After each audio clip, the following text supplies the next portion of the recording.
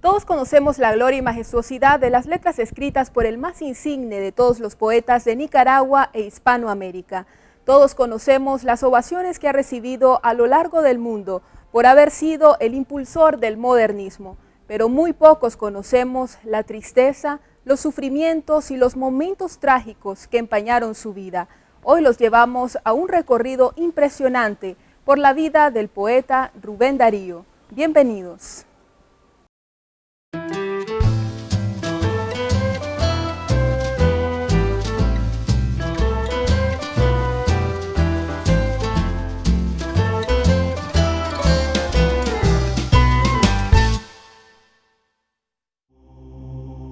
Manuel García pertenecía a una familia económicamente cómoda de León. Por la popularidad de un antepasado de nombre Darío, se conoce a sus descendientes como los Darío. Manuel no encaja en el perfil de la familia tradicional de clase media. Con frecuencia bebe licor y visita prostíbulos. Su hermana Rita, que logra una alta posición social al casarse con el cónsul de Costa Rica, quiere evitar que ponga en vergüenza a la familia y decide casarlo con la prima de ambos, Rosa Sarmiento Darío. La joven es huérfana y cede al ofrecimiento, pero la vida de casada no es para nada parecida a lo que le habían prometido. Don Manuel Darío miraba a la esposa en la calle y si le gustaba y si la quería regañar, o no solamente la regañaba, o sea, le llamaba la atención o le decía cualquier cosa, sino que se sacaba el cinturón, la faja, como decimos aquí en Nicaragua, y la agarraba a fajazo en las calles de León. Y la mujer tenía que estarse capeando de los golpes y de la vergüenza de la gente.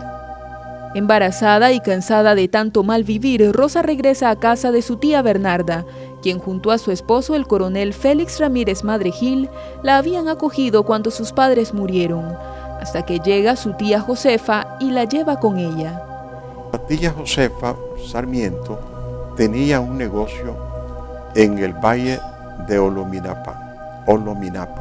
El valle de Olominapa queda varias leguas adelante de Metapa. Cuando pasan por el poblado de Metapa, antes conocido como Chocollos, los dolores del parto le comienzan a doña Rosa Sarmiento, la madre de Darío, y ya no pueden seguir adelante para donde iban. Y entonces buscan en Metapa donde pernoctar y alguien le recomienda que vaya y busque posada en la casa de Cornelia Mendoza.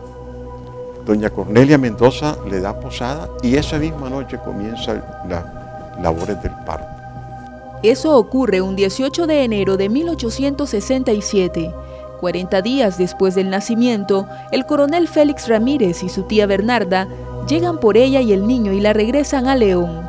Ahí ayuda en el negocio familiar. Y en la casa de la tía Bernarda hay una pensión para estudiantes que estudian en la universidad, tanto de otras ciudades de Nicaragua como de otros países de Centroamérica. Entre ellos hay un estudiante de nombre Juan Benito Soriano, hondureño.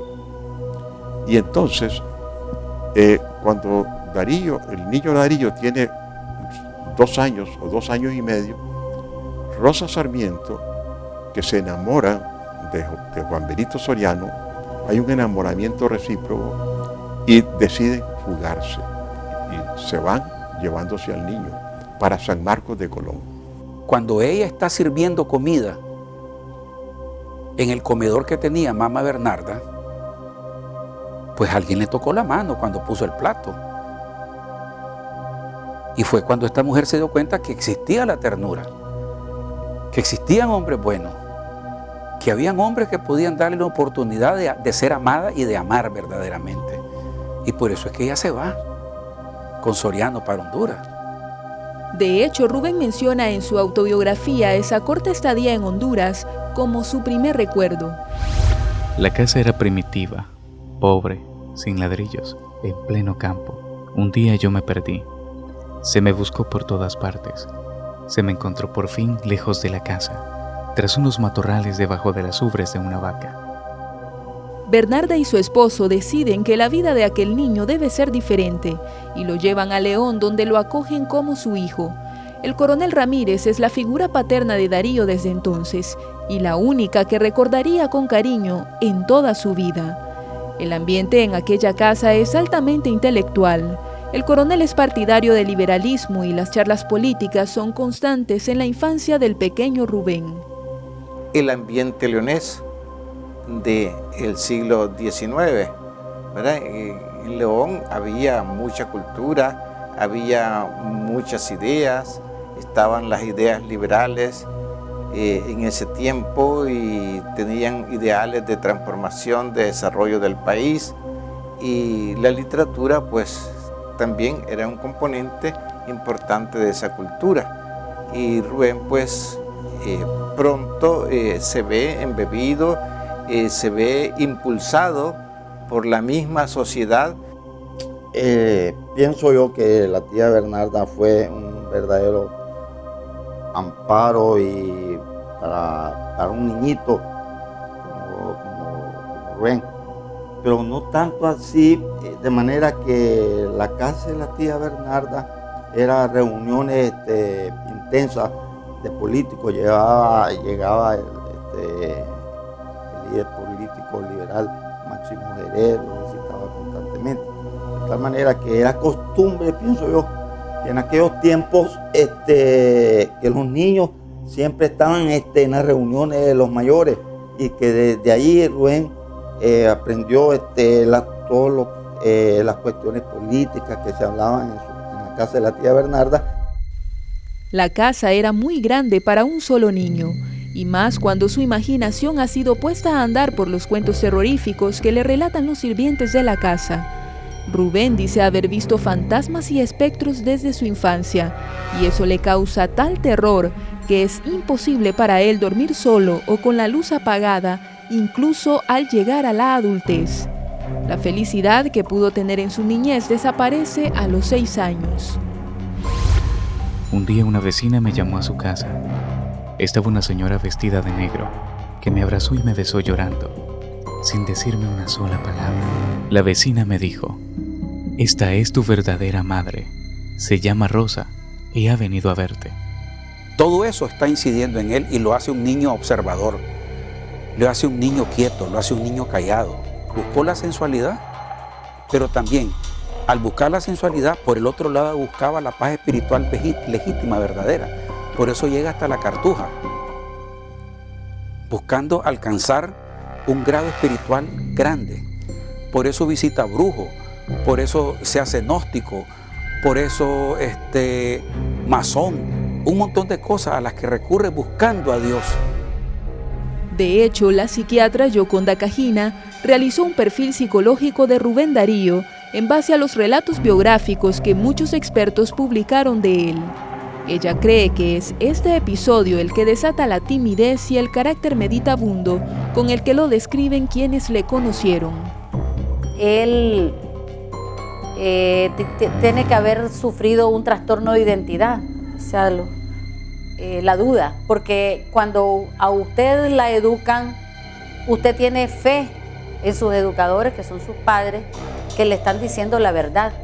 Pero si creció creyendo que sus padres eran esto y después aparecen otro, ya no era la mamá Bernarda, sino que era la mamá Rosa, entonces esto tiene que haber ocasionado una crisis. Esa timidez pudiera ser una especie de enmascaramiento para defender su vida íntima, su vida familiar, que no fue ni muy íntima, sino que fue más pública.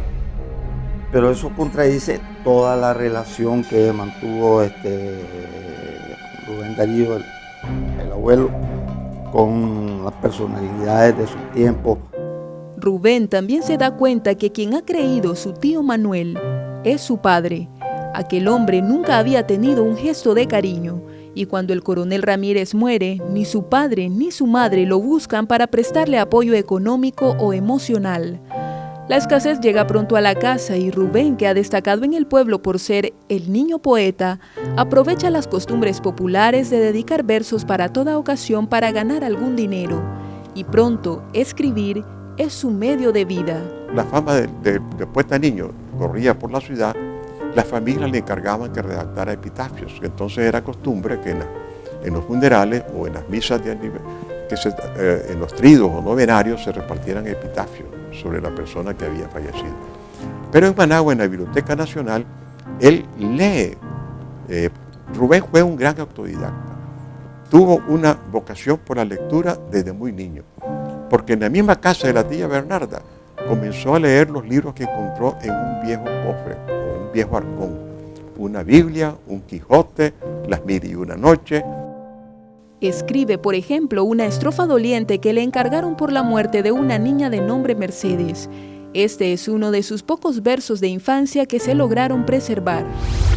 Merceditas, inocente, hija mía, idolatrada, ¿por qué dime está tu frente, coronada tristemente, soledosa y marchitada? No pudo seguir sus estudios secundarios, pero sus destrezas en la literatura son asombrosas. Lee insaciablemente a autores conocidos de la época y pronto su fama de poeta prematuro llega a congresistas liberales que piden al presidente le apruebe una beca para ir a estudiar a Europa, pero el poema que escribe para convencer al mandatario de su talento no le ayuda. El poema, el libro, que es un libro grande, que es el que recita él ante el presidente de Nicaragua, pues tiene muchas ideas contra la iglesia, contra los jesuitas. Y entonces al presidente se da cuenta que Rubén se va a perder en Europa. Incluso le dice: hijo, si tú escribes así contra tu religión, contra tu iglesia, estando aquí en Nicaragua, donde la mentalidad es muy conservadora. Rubén tenía 14 años y se había entusiasmado con la idea de cultivarse en Europa. Otro golpe emocional para Darío, que sabía que tenía las cualidades para merecer la beca, pero que miraba su sueño truncado. Pensó que por sus propios medios jamás podría lograrlo. Una sociedad nos ofrece hay una oferta académica, pero no tengo dinero para acceder a esa oferta académica. Eso le pasa a Rubén y eso es injusto. Si él tiene que haberse sentido muy huérfano, muy abandonado, muy injustamente tratado. En cambio, se le ofrece beca para estudiar en Granada, pero León no se lo permitiría. Eran ciudades históricamente rivales. Aceptar sería una traición. Así que accede a la disposición de doña Bernarda e inicia de aprendiz en una sastrería. Bueno, fueron a buscar a Darío y miraron a un hombre vestido tropical. Cuando se identificó, mandaron otro vehículo para que se llevaran, pues, guiando en una carroza.